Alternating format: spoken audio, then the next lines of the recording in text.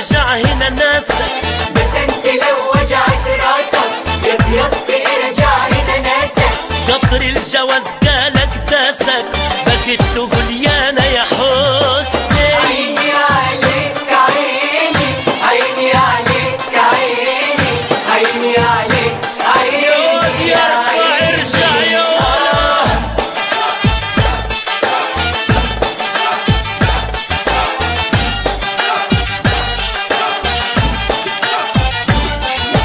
وانت كمان يا بس انت حرام، دياسطي ما بيجيش قدام. وانت كمان يا بس انت حرام، دياسطي ما بيجيش قدام. بيقول عالبطيخ شمام وانت في الحيطة لبستي. عيني عليك عيني، عيني عليك عيني، عيني عليك عيني يا عيني.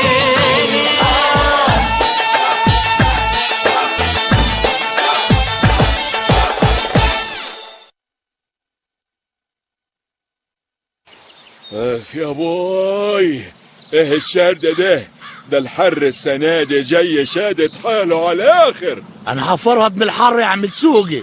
اضطري على قلبك يا حران واشتري جيلات الدياسطي بالحبهان. سقع جوفك يا سكسكة واشتري جيلات الدياسطي بالمستكة. يا عم انا واكل يجي مقطفين جلاطي من بتاعك ده ولسه حران واموت العطش. ما انت اللي طفس وشبطت في الجيلات ابو شطة وليمون. اذا كنا احنا اهل البورتو هنموت من الصهد ده، امال السواح اللي سايحين خلقة دول هيعملوا ايه؟ لا دول ما بيصدقوا ياجوا هنا عشان يستمتعوا بأشعة الشمس بتاعتنا. ايش فوق البنفسجية وايش تحت الفستقية، وتبص تلاقي وشوشهم احمرت وزنهرت فشر مدرجات الاهلوية. صباح الفل يا رجالة. بسم الله الحفيظ. ايه ده يا شادي؟ ايه الفوج الافريقي ده وصل متى؟ يا عم افريقيا ايه ده؟ مستر فيليبندو والمدام بتاعته. طب وايه اللي حرقهم كده؟ انا كنت بتمشى شميت ريحة شياط، مشيت ورا الريحة دي لحد ما لقيت الاتنين دول بيتحرقوا. الظاهر اتهفوا في عقلهم وكانوا بياخدوا حمام شمس على الترعة. طب ما في حاجات بتندهن عشان تحمي من الشمس. كانوا جم اشتروا من عندي حتتين زبدة ودهنوها على جتتهم. زبدة ايه بس يا دياسطي؟ دول كان زمانهم نفشوا زي برام الرز المعمر. المشكلة في جغرافيا تاريخ المنطقة. الكفر بعيد عن المسطحات المائية، ولا في بحر ولا في بحيرة ولا في حتى محيط. يعني ايه الموسم كده هينضرب وتعبنا يروح على الفاضي؟ ايه يا ابو الدساديس الروح الانهزامية دي يا راجل؟ خليك متفائل. اتفائل بايه بقى؟ يعني هينزل علينا بحر من السماء ولا هتضرب الارض تطلع محيط؟ ايوه بالظبط كده. المثل بيقول ايه؟ اللي ما عندوش محيط يحفر له محيط، والمحيط اللي تعرف نيته افحته. الموضوع مش بالساهل كده، ما هو برضك هنحتاج موج وسمك وسفن غرقانة وحاجات ياما. وبعدين هنفحته فين اصلا؟ البلد ما فيهاش ولا غيط فاضي. انا يا جماعة الخير مستعد اتبرع بالجراطين اللي حيلتي تفحتوهم محيط، بس الجمبري والاستاكوزا اللي هيطلعوا منهم بتوعي. اهو كده الكلام يا عم تسوقي. استنى بقى عليا يومين هعمل لك دراسة جدوى ما تخرش الهوا. يا حلاوي، يعني هيبقى عندنا محيط يا دياسطي؟ الموضوع في يدك انت يا بسد، انت اللي هتاخدي القرار الواعر ده.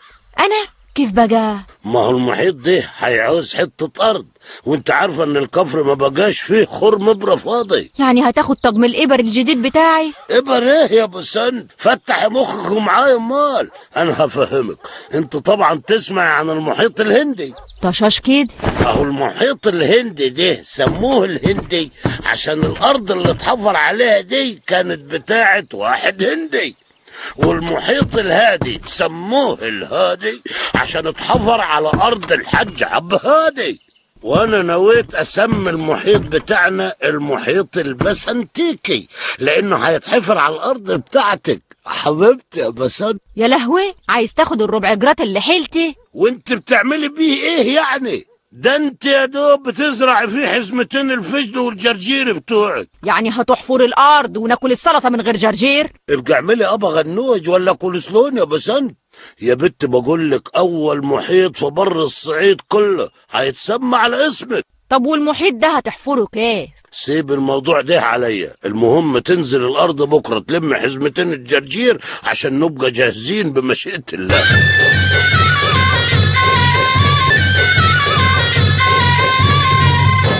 ايوه يا جول، حس انكم في امريكا قدام ومتودكين في موضوع المحيطات ده. لو واحد عايز يفحط محيط يعمل ايه؟ تضحك ليه طيب؟ ايه زي ما فحطوا قناة السويس؟ طب قول لي يا جون، ما تعرفش قناة السويس دي حفروها كيف يعني؟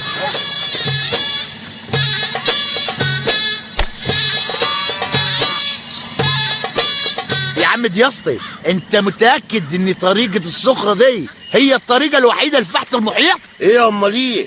دي احسن واسرع وارخص طريقة حفر في التاريخ، كما انها تتميز بالانسانية والعدالة الاجتماعية. يا داست حرام عليك، احنا جربنا نموت. ما فيش حد هيموت قبل ما نخلص الحفر.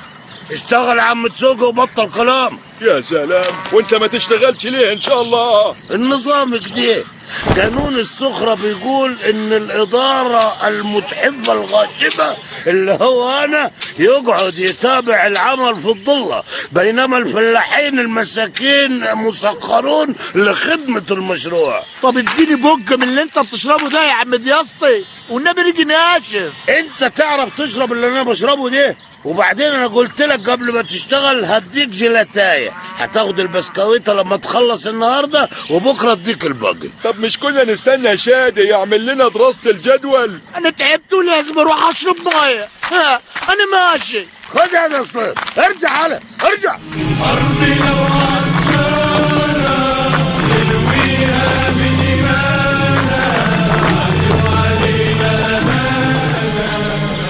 عطشان ميه. حرام عليك يا داسطي. حرام عليا ايه يا عم تسوقي؟ ده انا وسط انقطم من جر الواد اللي كد الحوت ده. يا ليلة زرقاء، بتعملوا ايه يا جماعة؟ الحقنا يا سي شادي، داسطي هيموتنا. ايه اللي انت عملته ده يا دياستي؟ مش كنت تستنى دراسة الجدوى؟ الجماعة الخبراء قالوا ما ينفعش نعمل محيط هنا اصلا. ما ينفعش ليه بقى ان شاء الله؟ ارض البورتو طلعت بلوزية مهلبية طرية، والتربة طلعت من النوع الغربالي الزلابية، يعني لا ينفع فيها هد ولا ترويها مية، هتفضل تقربع ربق ربق ربق ومش هتشبع ابدا. يا نهارك مطيان يا داسطي، يعني كل اللي عملناه ده ملوش لازمة. ايه الكلام الفارغ اللي بتقوله ده يا شادي؟ انت عايز تضيع تعبنا على الفاضي ولا ايه؟ تعبي ده انت قاعد تشرب في حاجات وانا هموت من العطش، وفي الاخر تطلع بتضحك علينا. يا جماعة استهدوا بالله. نهدى ايه، ده انا هترجع لك. امسكوه اي بالراحة بالراحة يا عم تسوقي. انت على طول مستعجل كده يا ديسو، كنت عايز تلف مني المشروع يا لئيم. يا سلام، كأنه انت اللي اخترعت المحيطات يا دوس يا حبيبي، موضوع المحيط ده انا اللي اخترعته عشان اوصل لحاجة تانية خالص. حاجة تانية ايه؟ كان نفسك تشوفني بنضرب؟ لا طبعا يا دوس، انا مخمختي اعلى من كده بكتير، ده مشروع جديد، انما ايه صح. الله يسترك يا شادي تقول لي عليه، انا لازم اعوض خسارتي. لا انت الواحد ما عادش يديك الامان يا مان. معلش يا شادي، اعتبرنا اخوك الصغير اللي غلط، خده تحت جناحك وفهمه غلطه. طيب انا هسامحك المرة دي يا ديسو، بس ده عشان خاطر الدموية العائلية اللي بتجري في عروقنا دي. طب الحل ايه في المقلب اللي خدناه ده؟ لا مقلب ولا حاجة يا سيدي. أباي، انت مش قلت ان التربة زلنطحية في الغربال ومش عارف ايه؟ طب ما احنا لو بلطنا الارضية تبقى المشكلة اتحلت. يا بوي كيف فاتت عن بالي دي؟ طيب يا شادي انا متشكر قوي، سيبك انت بقى من المشروع ده وانا هكمله لوحدي. شفت بقى يا معلم، مش بقولك ان انت مالكش امان يا مان، على العموم براحتك، بس شوف بقى تقدر تجمع الفلاحين ازاي عشان يكملوا الحفر. ايه صح. استنى يا شادي، ده انا كنت بهرج معاك يا خالد، انت خدتها جد ولا؟ خلاص عايز تشتغل معايا يبقى نكتب عقد شراكة. عقدي هتأجر المحيط ايجار جديد؟ لا يا حبيبي، عقد البسين، حمام السباحة يعني. ايوه صح. ده حتى ارخص من المحيط. بس برضك ما قلتليش هنجمع الفلاحين يحفروا تاني كيف؟ يا عم دياسطي الحق يا عم دياسطي. فيه هذا صليط مالك هبط علينا من السما زي الطش الطائر كده؟ الحقوا يا جماعة، أنا رجعت أرض المحيط علشان أجيب الفاس بتاعي من هناك، وأول ما جربت لقيت الأرض كلها ريحتها جاز. جاز؟ والجاز هيجيلها منين؟ مش عارف، أنا قلت أقول لك عشان تلحق قبل ما حد ولا حاجة تجيه ولا تجيه والأرض تشعل كلها. لا لا لا يا جماعة، احنا لازم نشوف فيه ايه. اجمع الناس يا سليت وحصلنا على الارض. يلا يا دياستي. ها يا شهد يا ولدي، لقيت ايه؟ يا جماعة الارض دي في تحتيها بترول. ايه بترول؟ بتقول بترول؟ يا ساعدك هناك يا دياسطي. بترول كيف يعني يا استاذ شادي؟ وهيجي منين البترول ده؟ يا سيدي من الشجر ومن الحيوانات المنقرضة اللي تحت الارض. بس أنا عمري ما شفت حيوان منقرض في الكفر. اقول لكم ايه، ما انتوا لا شفتوا حاجة ولا تعرفوا حاجة. الحيوان المنقرض يعني كيف الديناصورات كده. انتوا ما تعرفوش ان جدنا العجوات الكبير كان عنده زريبة ديناصورات كبيرة قوي. بكرة هتبقى ملك البترول يا معلم. يا سلام، انت مش بتقول ان الديناصورات دي بتاعت جدنا الكبير؟ يبقى البترول ده بتاعنا كلنا. معاك حق يا عم تسوقي، انا لا يمكن اتنغنغ لوحدي، لازم انا نغنغ اهل بلدي معاي. ايوه يا جماعة، بس احنا لازم نحفر عشان نطلع البترول ده، وكده هنحتاج مصاريف ياما. عيب يا شادي، ما تقولش كده، واحنا رحنا فيه. أيوة يا عم دياسطي، هنحفر معاك للنهاية.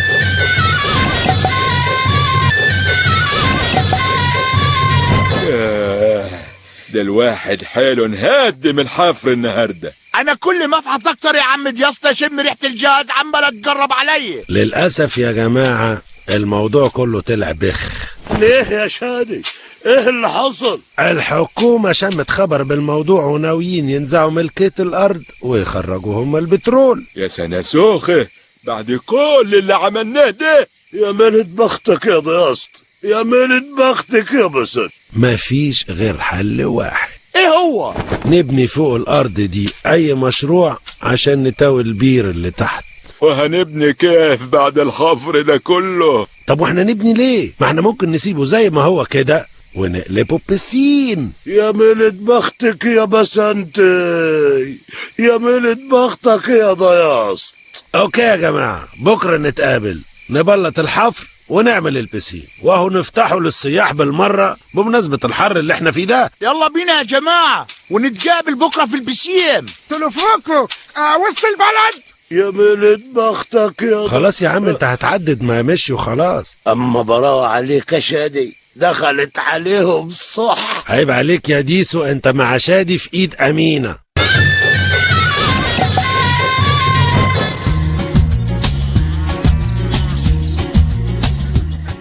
Gentlemen and ladies and men, welcome to البسين البسنتيكي السياحي.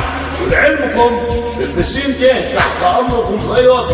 اي حد عايز يعمل حفله ولا فرح على البسين يكلم شادي واتخالي على طول.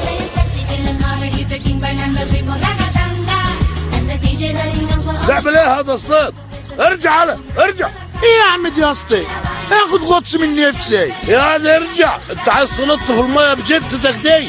البسين ضعيف ومش مستحمل. انت عايز بير الجاز يطرشك من جنابه. احنا مش قلنا ما نجيبش سيرة البترول دي خالص. معاك حق يا شادي يا ولدي، من هنا ورايح سرك في بير غويط وفوقيه بسين كمان.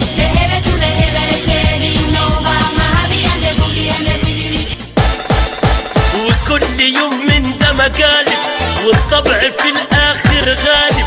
بس انت واقفه له على هيفه، مش طايقه روبي ولا هيفه. بس انت واقفه له على الهيفه، مش طايقه روبي ولا هيفه. وليل نهار شغل تعال